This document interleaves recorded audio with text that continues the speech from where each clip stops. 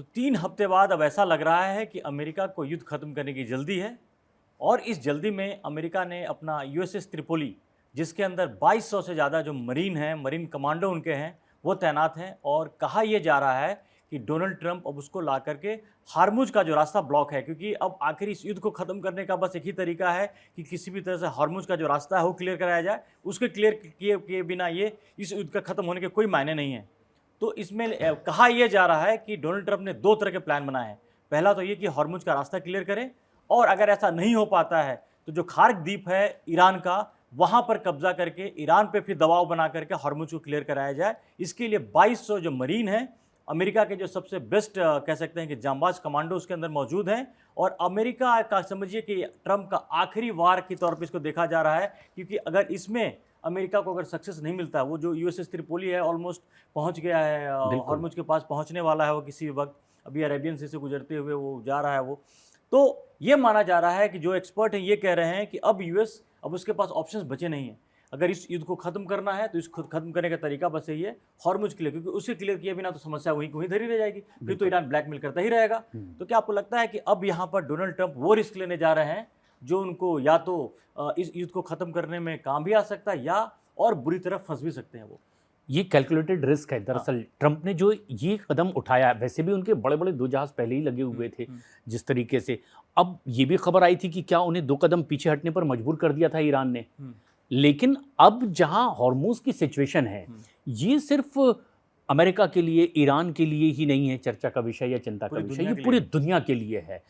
अब जब ये ट्रिपोली आगे बढ़ता हुआ दिखाई दे रहा है, तो क्या वाकई वहाँ पर सपोर्ट देना, वहाँ की जो शिपिंग हो रही है ऑयल की, क्या उसके लिए, या फिर एक कोई बहुत बड़ा प्लान है सिर्फ खार्क द्वीप पर ही अटैक करना? क्योंकि तकरीबन 90% जो एक्सपोर्ट होता है ईरान का, क्योंकि वहाँ पर कब्जा का मतलब है कि ईरान को ब्लॉक कर देना। बिल्कुल, यानी ईरान की जो पूरी अर्थव्यवस्था की एक तरह से रीढ़ की हड्डी है वो खार्क द्वीप, यहीं से 90% तकरीबन सप्लाई हो रहा है।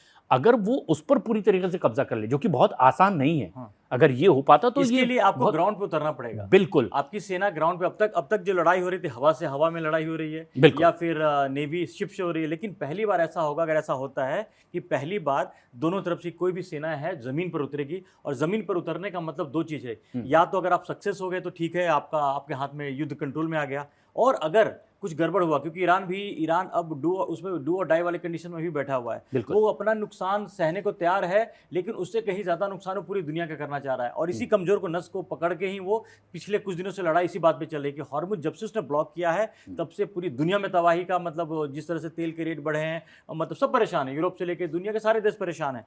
तो अब ईरान की इस कार्ड के लिए जो नया गैम्बल अगर डोनाल्ड ट्रंप खेल रहे हैं, वो या इधर या उधर, दोनों बड़ा खतरनाक इसमें जा सकता है। ये जमीन पर उतारना ही सबसे बड़ा रिस्क।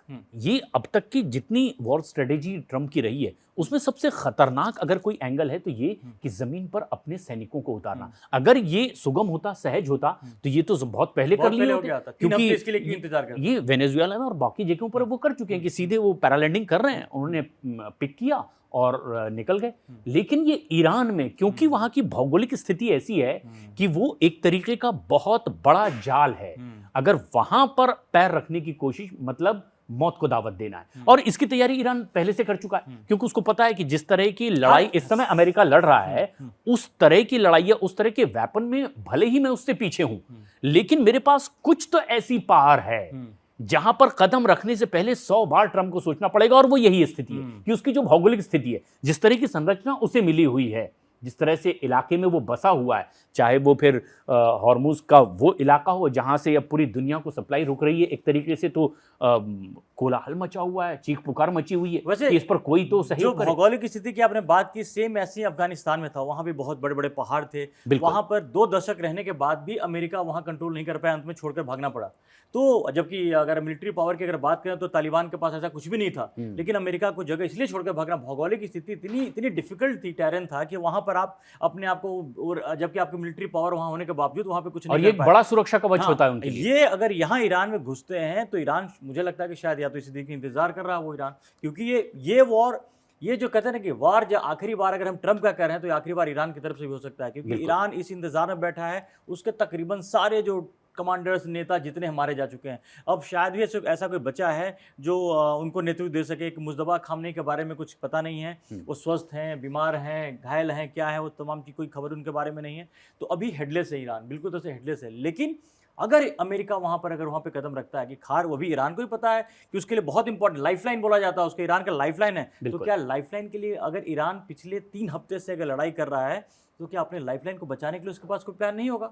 बिल्कुल। और क्योंकि वो, मुझे तो ये लग रहा है कि शायद ईरान इस बात के इंतजार में भी है कि आप इस तरफ बढ़ करके देखो, फिर मैं उसका पलटवार कैसे करता हूं। शायद उसकी स्ट्रेटजी का अभी खुलासा नहीं हुआ। देखिए, ईरान में दरअसल व्यक्ति विशेष वहां लीडरशिप नहीं है, वो एक विचार है जो वहां की सिस्टम उनका बना हुआ है। बिल्कुल, क्योंकि उन्होंने एक ऐसा सिस्टम बनाया हुआ है। इस पर बहुत रिसर्च भी हुई कि किस तरीके से वहाँ के जो और कमांडर्स ने, उन्होंने इस पूरी तरह की तैयारी की थी कि अगर हमारा टॉप लीडर मारा जाता है तो हमें इसकी चिंता नहीं करनी है, हम इससे जंग नहीं हारेंगे। हमने 4 उसके विकल्प रखे हुए हैं और उनमें से भी एक एक करके मारे जाते हैं, तो ये विकल्प लगातार तैयार होते रहेंगे। सीरीज ऑफ वो बना रखा है। और इसी वजह से देख लीजिए कि लगातार पहले जो यहीं पे तो पहला दांव फेल हुआ अमेरिका और इजराइल का, कि उन्होंने सोचा कि खामनेई को मारेंगे, सारी चीजें अपने आप सेटल हो जाएंगी, वहां पे नहीं हुआ। और वो जैसे से लगता है कि दलदल में धंसते जा रहे हैं, जैसे से आगे बढ़ रहे हैं, जैसे युद्ध आगे बढ़ रहा है, समझ में नहीं आ रहा। डोनाल्ड ट्रंप का फ्रस्ट्रेशन साफ देखने को मिल रहा है, क्योंकि हार्मुज को लेकर के जो सब परेशानी थी, पहले नाटो यूरोपीय देशों ने तो मना कर दिया था, लेकिन अभी क्या है कि जर्मनी, फ्रांस जैसे जो देश हैं,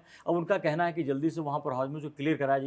इस पे तो राजी है, लेकिन इसका तरीका क्या होगा, इसको लेकर भी क्लैरिटी नहीं है। और डोनाल्ड ट्रंप बहुत बड़ी रिस्क लेने जा रहे हैं, इतना बड़ा रिस्क लेंगे कि अब इसका अंजाम क्या होगा ये किसी को नहीं पता। लेकिन एक बात अभी जो उसकी भी अभी रिपोर्ट आई है, उसमें भी कहा जा रहा है कि अमेरिका को भारी नुकसान हुआ है। अमेरिका के कई सारे फाइटर जेट गिरा दिए हैं ईरान ने, तो ऑलरेडी अमेरिका का नुकसान इतना ज़्यादा हो चुका है। इसके बाद अगर उनके सैनिकों के साथ कुछ हुआ, अगर उनके मरीन्स के साथ कुछ हुआ, तो ये डोनाल्ड ट्रंप के लिए बहुत बड़ा झटका होगा। और त्रिपोली में भी वही F-35 मौजूद हैं जिसको मार गिराने का दावा किया। हालांकि दोनों तरफ से दावे किए जा रहे हैं। उन्होंने कहा कि कुछ तरीके से हानि हुई है, लेकिन सेफ लैंडिंग हमने करवा ली है। लेकिन ईरान ने कहा है कि इसकी कल्पना दुनिया नहीं कर सकती कि अमेरिका का F-35 हमने मार गिराया है। और ये भी दिखाता है कि दुनिया की महाशक्ति के पास ये जो F-35 है, ये एक ऐसा विमान है जो अभेद है एक तरीके से, कि भाई आप इसे तो कम से कम नहीं गिरा सकते। अगर ईरान मार रहा है तो क्या उसने उसको सोचने पर मजबूर कर दिया है कि मेरा ब्रह्मास्त्र भी अगर फेल होता है ईरान के आगे, तो फिर मुझे अब क्या करना है। और जो त्रिपोली को भेज रहा है, इसमें F-35 की मौजूदगी है बड़ी तादाद में, 2200 जो बहुत ही खतरनाक कमांडोज की भी तैनाती है, जापान के नज़दीक उनकी तैनाती है, अब वो इस तरफ बढ़ रहे हैं। तो हार्मूज के लिए जिस तरह से अमेरिका ने और बाकी सहयोगी देशों से भी अपील की है कि भाई मेरा जहाज जा रहा है, आप लोगों की भी जिम्मेदारी है कि अब जहाज वहां पर से सुरक्षित आ सके, इसके लिए आप भी सपोर्ट करें। ये ऐसा लग भी रहा है कि शायद अब फ्रांस और जर्मनी और ब्रिटेन जैसे देश हैं जो शायद, क्योंकि हार्मुज के ब्लॉक होने से सबका नुकसान हो रहा है, और इसे यूरोप को पता है कि आने वाले टाइम में गैस और तेल की किल्लत उनके लिए कितना भारी पड़ने वाला है। तो पूरी दुनिया का कंसर्न हार्मुज को लेकर के है। और हार्मुज में तो एक नई बात अभी पता चली है, अभी इसकी कोई पुष्टि इसलिए नहीं कर रहा है कि अब लोगों को अपनी शिप वहां से निकालने के लिए अभी किसी एक शिप को लेना शुरू कर दे $20 लाख तक देने पड़े। मतलब ये एक नई इकोनॉमी शुरू हो चुकी है। और अगर ये ऐसी होती रही तो सीधा सीधा असर इसका रेटों पर दिखेगा।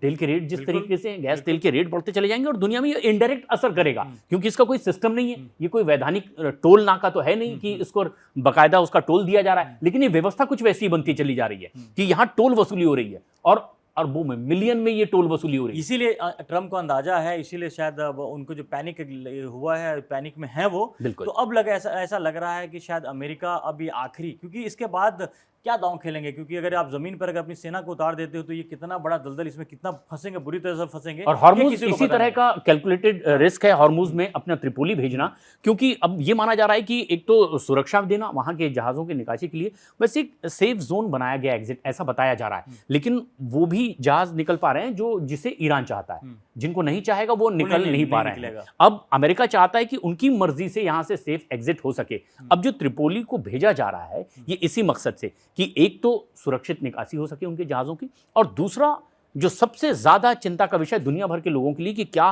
खर्ग पर एक बड़ा अटैक करने की कोशिश है, क्योंकि अब ट्रंप को लगने लगा है कि अगर खर्ग पर कब्जा किया है, हाँ, फिर तो ये तो शायद उनके खजाने पर हमने कब्जा कर खजाने पर, और फिर वहां पर ईरान के लिए मुश्किल होगा कि जब ईरान के 90% जहां से तेल वहाँ से जा रहा है, अगर वहाँ से एक्सपोर्ट हो रहा है, बिल्कुल। अगर उस पे कब्जा कर लेता है अगर कोई भी आकर देश, तो ईरान के लिए भी बड़ा मुश्किल होगा। उसकी लाइफलाइन है और उस लाइफलाइन को काटने की तैयारी डोनाल्ड ट्रंप की है। लेकिन ये देखना बड़ा अब इसमें बहुत खतरनाक इनका दांव है, और ये दांव इनको भारी पड़ेगा या इस दांव से इस युद्ध को आगे निकाल पाएंगे, ये देखना बड़ा। क्योंकि ट्रम्प का कैलकुलेशन तो उनको पता है, टेबल पर उन्होंने जो किया है, हम्म। लेकिन ईरान का इस पर पलटवार होगा, वो कितना ब्लाइंड अटैक करेगा। अब तक ट्रंप का कैलकुलेशन गलत साबित हुआ है, बिल्कुल। तो इस बात की भी एक अंदेशा, ज्यादा खतरा इस बात का बना हुआ है। और अगर ये दांव फेल हुआ तो यकीन मानिए ये युद्ध खत्म होने के बजाय और कॉम्प्लिकेटेड और बड़ा बन जाएगा, और कब तक कहां तक जाएगा ये किसी को नहीं मालूम है। तो अब सबकी नजर ये डोनाल्ड ट्रंप के आखिरी वॉर, जिसको हम कह रहे हैं आखिरी वॉर पे है, कि वो किस तरह से